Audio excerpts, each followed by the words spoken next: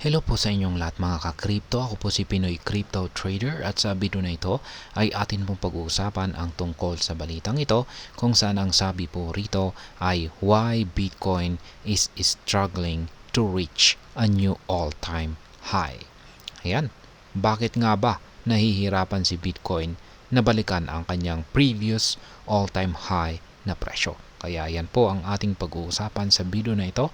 Pero bago po tayo magpatuloy, ay nais ko lamang po munang bigyang linaw ang aking disclaimer kung saan ang nilalaman po ng video na ito ay hindi po ito isang financial advice. For education and information purposes lamang po ang layunin nito. Kaya, ayan, sa atin pong pagpapatuloy ay ang sabi po rito ay Bitcoin has struggled to achieve new all-time highs, having failed multiple times over the last 5 months when it hit $73,750. Kaya ayan, itong nakalipas daw na 5 buwan ay dito po nakamit ni Bitcoin ang kanyang panibagong all-time high o pinakamataas na presyo. At ito po ay ang presyong $73,750. Ngunit nakakailang beses na pong sinubukan ni Bitcoin ang presyo na ito na akyatin. Pero lagi na lamang po itong nauuwi sa pagkabigo. Kaya ang malaking tanong ay bakit kaya? A recent analysis by the intelligence platform Into the Block points fingers at the distribution of Bitcoin holders as a major hindrance. Kaya yan, ayon po sa analysis na isinagawa ng Into the Block, isa po itong intelligence platform ang may kasalanan kung bakit hirap si Bitcoin na makapagtala ng kanyang panibagong all-time high sa presyo ay dahil na rin mismo sa mga Bitcoin holders. Ayan, the in and out of the money analysis provides insight into the price levels at which Bitcoin holders are positioned, offering a clear view of where selling pressure is emanating from. Kaya ayan, meron pong ibinahagi rito ang Into the Block, ayan po, na tinatawag po nilang in and out of the money analysis. Ang analysis na ito ay nagpapakita sa iba't ibang price levels kung saan naka-hold ang mga Bitcoin holders.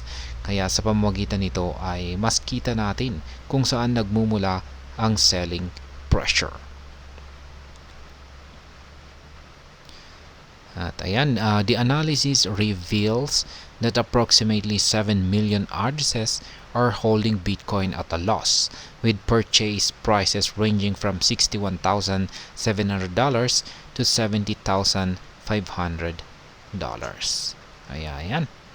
Base po sa analysis na ito ng Into the Block, nasa mga 7 million na bilang ng mga addresses ang may holdings kay Bitcoin, kung saan sila ay kasalukuyang talo o lugi. Nabili po nila ang kanilang Bitcoin holdings sa price range na $61,700 hanggang sa $70,500. These holders are likely waiting for a break-even point, which could trigger significant selling activity. Ayan, ngayon ay malamang na ang karamihan sa Bitcoin holders na ito ay nag-aabang po sila ng break-even point. Ito po ang sitwasyon kung saan ay handa po nilang i-liquidate o ibenta ang lahat ng kanilang Bitcoin holdings para lamang mabawi ang kanilang puhunan. Kaya ito po ang siya magdudulot ng matinding selling pressure sa tuwing lumalapit o pumapasok sa nabanggit na price range ang presyo ni Bitcoin. Essentially, this $61,700 to $70,500 range represents a strong resistance level, as many of these holders may sell their Bitcoin once the price nears the acquisition cost to break even, causing significant selling pressure.